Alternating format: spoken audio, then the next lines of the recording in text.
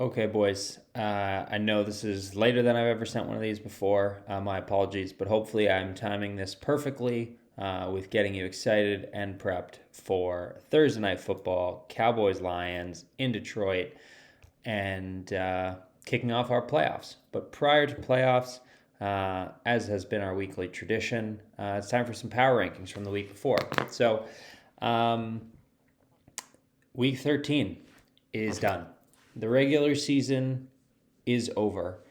Um, for a few of you who are at hockey this morning, you know that I didn't have a great idea for this. Part of why it took so long to get it out, but also just life, work, circumstances. Wish this was my full time job, but it's not. So we got to make things happen when we can. Anyway, with all that said, I was reflecting on what has been a blast of a season so far. And yet, not every week was a blast for everybody, um, myself included.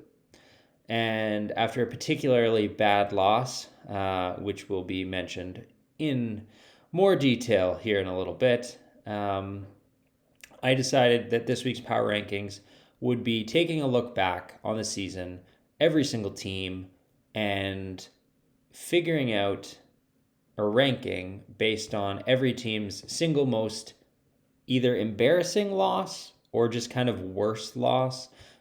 Different criteria and factors that I took into account here as far as what the difference that would have made to where you sit in the playoffs or whether you would even be in the playoffs or different things like that. So, anyway, without further ado, number 12, bottom of the barrel this week. And it's Mr. Nathan Allen. This loss in week 12 to Ryan, it's for sure. It's for sure the worst one. Here's why. A win would have pushed him into the playoffs. This is under the assumption that everything else kind of stays equal. But even more than that, gentlemen. Yeah, we all know it. Jahmyr Gibbs. Jahmyr Gibbs would still be on Nathan's team firing into the playoffs. Who knows? Maybe he'll have a big night tonight against Dallas. Wouldn't have led to the fire sale that was Nathan before the deadline. I'm pretty sure that this loss, more than any other loss this year, really affected team morale for Team Nathan, Team Kinky-eyed. So anyway, number 12, it was for sure the worst one. Moving to number 11, our friend from down under, Leighton. You lost by 85 points. This was week 4. Losing by 85 is pretty crazy in general, guys, let's be honest. But this did break up what would have been a 6-game winning streak for Leighton. And again, all else being equal, Leighton would be in the playoffs with one extra win. And so an 85-point loss drops you down to pretty low on the table this week. Sorry, buddy. We move on to John. Week 1, of all places, close loss week 1. How could this possibly be so bad? Well, as most of us probably remember, whether fondly or unfondly, to be determined, I suppose, John's decision to just sell, just throw up the for sale sign, it came very early in the year. In fact, September 15th, he made the trade with Nathan for Justin Jefferson.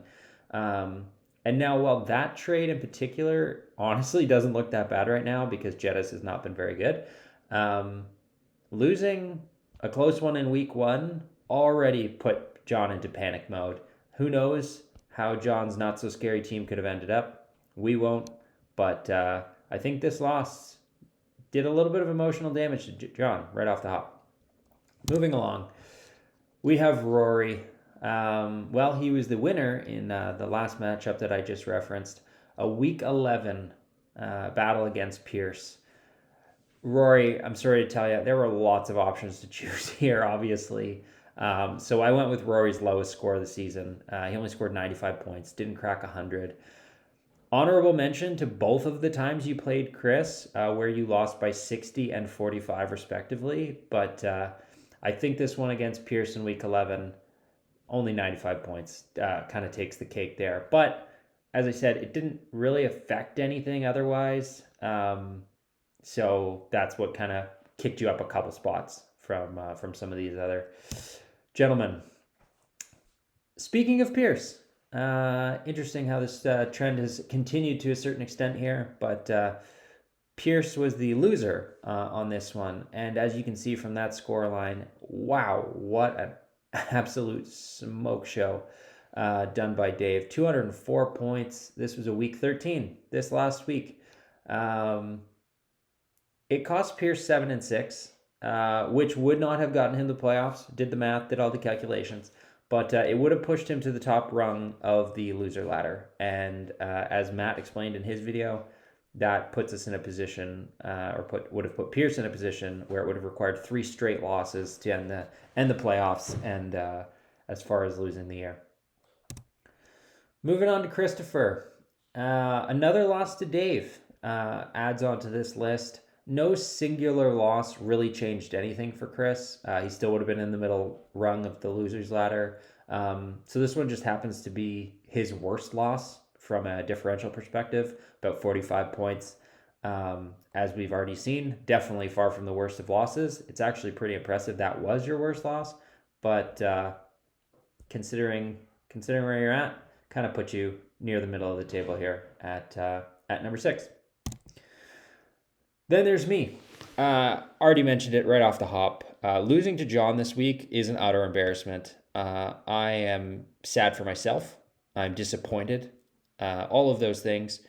And yet, let's be honest, I have other losses that sting more from a standings perspective. Matt in week 7 by less than 5 points really stings. But as I said, closing out the season with a loss to John is way more embarrassing.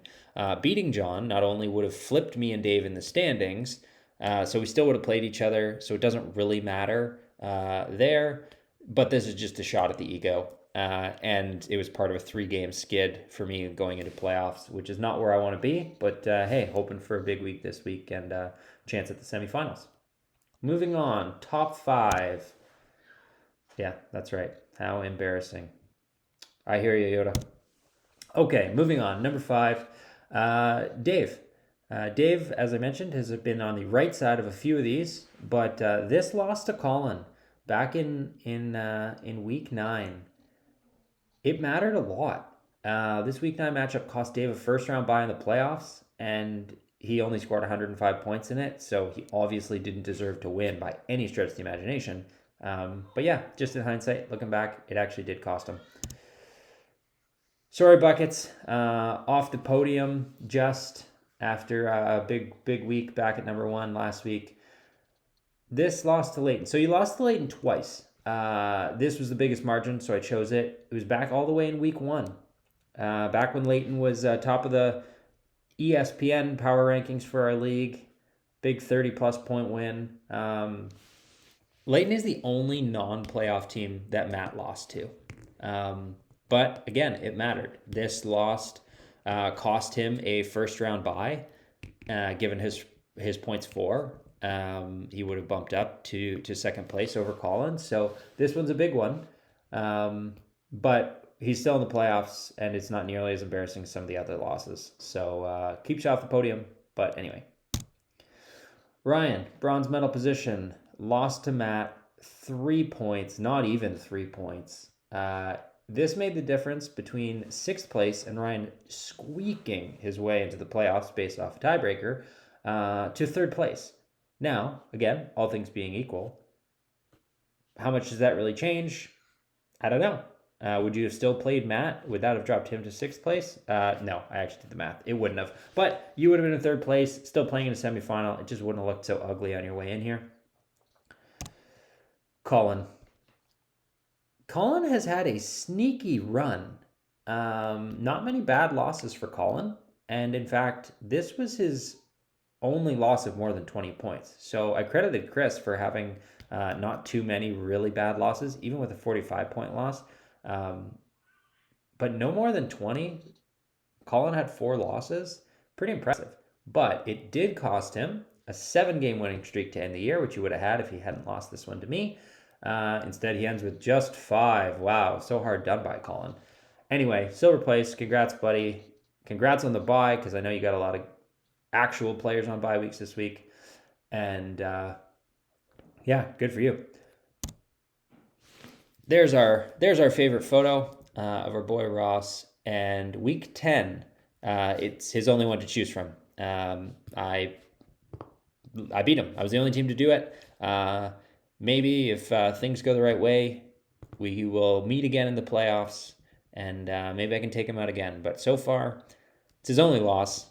At the time, specifically, top contender that he lost to, it was by less than 6 points via Monday night touchdown by Josh Jacobs. In one sense, they don't get any better than this. And in another sense, they don't get any worse than this. If that's your only loss and it was this close, and not quite a garbage time touchdown, but definitely could have easily gone the other way. Anyway, congrats to Ross. First round bye, first place in the power rankings this week. And yeah, good luck to everybody in the playoffs. Cheers, boys.